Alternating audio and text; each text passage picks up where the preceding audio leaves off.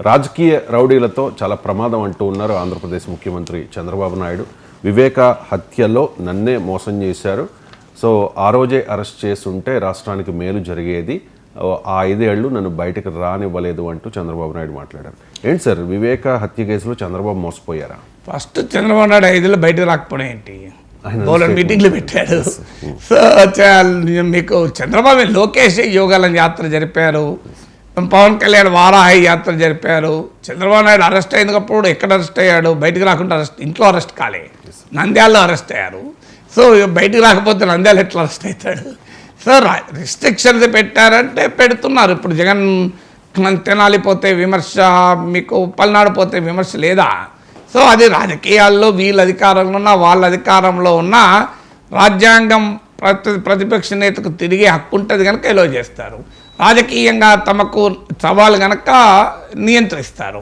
ఇది జగన్ ముఖ్యమంత్రిగా ఉన్నప్పుడు జరిగింది, ఇప్పుడు చంద్రబాబు నాయుడు ముఖ్యమంత్రిగా ఉన్నప్పుడు జరిగింది. కానీ బయటికే రానివ్వలేదు అనేది కరెక్ట్ కాదు. బయటికి వచ్చారు, తిరిగారు కూడా కదా.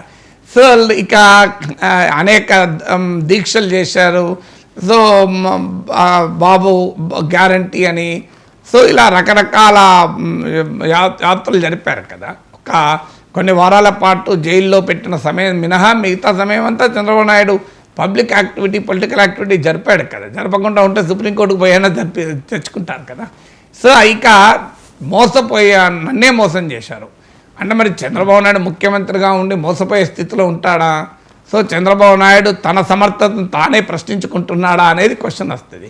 పోనీ అప్పుడు మోసపోయారు, ఇప్పుడు మళ్ళీ ముఖ్యమంత్రి అయ్యారు కదా, ఇప్పుడు ఎందుకు ఏం చేస్తున్నారు ఈ 1 ఇయర్ నుంచి? దీనికి ఆన్సర్ ఉండాలి కదా. అప్పుడు ఏదో మోసపోయినారు, అయిపోయింది.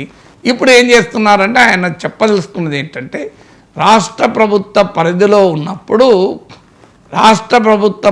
ఉన్నప్పుడు చర్య తీసుకుంటే అయిపోయేది. అప్పుడు చర్య తీసుకోకపోవడం వల్ల ఇప్పుడు సిబిఐకి వెళ్ళిపోయింది.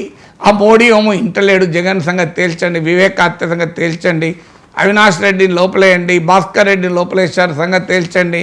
సో జగన్ రోల్ కనబడుతున్నది అన్న మోడీ వింటలేడు అని చెప్పడం, అది మీనింగ్ అదే. ఎందుకంటే 1 ఇయర్ అయిపోయింది కదా, ఇప్పుడు మరి ఎందుకు ఏం చేయలేకపోతున్నారు? కారణం ఏంటంటే సిబిఐ కేసు. సిబిఐని ఇన్ఫ్లుయెన్స్ చేయాలంటే నరేంద్ర మోడీ చేయాలి. సిబిఐని చంద్రబాబు నాయుడు ఇన్ఫ్లుయెన్స్ చేయలేడు. నరేంద్ర మోడీ, భారతీయ జనతా పార్టీ పొరపాటున కూడా జగన్ ఏమీ చేయదు. చేసుంటే 11 ఏళ్ళు జగన్ బెయిల్ మీద ఎందుకుంటాడు? కామన్ సెన్స్ చెప్తుంది కదా. సో బెయిల్ నిజంగానే మోడీ తలుచుకుంటే అసలు జగన్మోహన్ రెడ్డి బయటకు వెళ్తాడా? ఇది సింపుల్, మనకు అందరికీ ఇదేం పెద్ద బ్రహ్మ విద్యగా తెలవడానికి. సిబిఐ కేసులు, ఈడీ కేసులు 11 ఏళ్ళుగా కదలిక కాలేదు, మెదలిక కాలేదు కదా, ఒక్క అడుగు ముందుకు వెళ్ళలేదు కదా. సో ఎందుకు వెళ్తున్నారు? ఢిల్లీ ముఖ్యమంత్రి అరవింద్ కేజ్రీవాల్, జార్ఖండ్ ముఖ్యమంత్రి హేమంత్ సోరెన్లు కొన్ని నెలల పాటు జైల్లో ఉన్నారు కదా. అందువల్ల ఇదేనా ఓపెన్ సీక్రెట్. ఎందుకంటే బీజేపీకి తెలుసు రేపు ఎవరు అవసరం వస్తారో తెలియదు, టీడీపీ అవసరం వస్తారో వైసీపీ అవసరమో తెలియదు. మాకెందుకు ఈ పంచాయతీ? వాళ్ళిద్దరిలో ఎవరు ఎగిరిపోతే మేము వస్తామని వాళ్ళు ఆలోచిస్తున్నారు. అందువల్ల మీకు ఎట్టి పరిస్థితుల్లో టీడీపీ జగన్ ఏమనదు. మీకు డిఎంకేని ఏమన్నా అన్నదా? మీకు గమనించండి, స్టాలిన్ కుటుంబం ఏమన్నదా? 2G స్పెక్ట్రమ్ కేసులో డిఎంకే నాయకులు లేరా? కాంగ్రెస్ నాయకులు లేరా? సో మోడీ ఊరూరు తిరిగి 2G స్పెక్ట్రమ్ గురించి చెప్పాడు కదా, కానీ మీరు డిఎంకేని ఏమన్నా చేశారా? ఎందుకు చేయరు? ఇవాళ ఏడీఎంకేతో పోతుంది, రేపు డిఎంకేతో అవసరం ఉంటుందేమో. మీకు శారదా చిట్ ఫండ్ స్కామ్ ఉంది, మమతా బెనర్జీని ఏం చేశారు చెప్పండి నాకు. అభిషేక్ బెనర్జీ పైన కేసులు ఉన్నాయి, ఏమైనా చేశారా? ఎందుకు చేయరు? రేపు అవసరం మళ్ళీ తృణమూల్ కాంగ్రెస్ అవసరం వస్తుందేమో. మాయావతి మీద కేసులు ఉన్నాయి, ఏమైనా చేశారా? ఏం చేయరు, ఎందుకంటే మాయావతి అవసరం ఉంటుందేమో. సో అందువల్ల బీజేపీకి అవసరం ఉండే పార్టీల నాయకుల్ని ఏమీ అనరు, మీరు రాసి పెట్టుకోండి.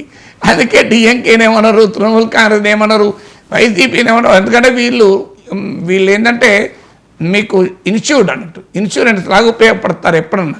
రేపు రాజకీయ పరిస్థితులు మారి మళ్ళీ జగన్కు ఎంపీలు వచ్చాయనుకోండి, మళ్ళీ మాకు మద్దతుగా 2019 నుంచి 2024 మధ్య బీజేపీకి ఆంధ్రప్రదేశ్ ఎంపీలు మద్దతు ఇవ్వలేదా? అప్పుడు వైసీపీ ఎంపీలు కదా.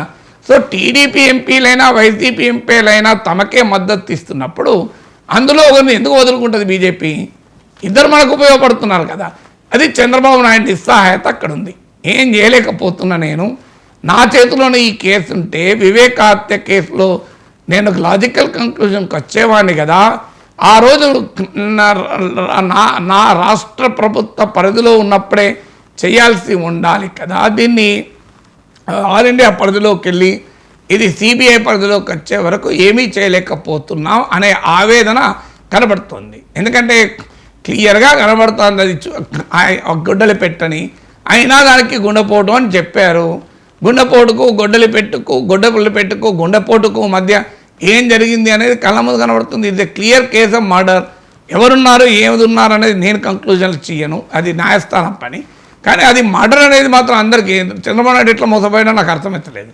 అది గొడ్డలి పెట్టుగా అందరికీ కనబడుతుంటే మరి చంద్రబాబు నాయుడు దాన్ని గుండెపోటు అని నమ్మాడా? గుండెపోటు అని చెప్పి మోసపోయాడా చంద్రబాబు నాయుడు? నాగేశ్వరం మోసపోయినప్పుడు. సో అది గుండెపోటుగా ఎవరు నమ్మారు? దాన్ని కళ్ళ ముందు కనబడుతుంది అది గొడ్డలు పెట్టని. సో అంటే అర్థం ఏంటి మరి? అంటే 1 year అయినా ఆ కేసుల్లో ఎవరికీ ఏమీ చేయలేని ఒక నిస్సహాయత నుంచి వస్తున్న మాటలు కవి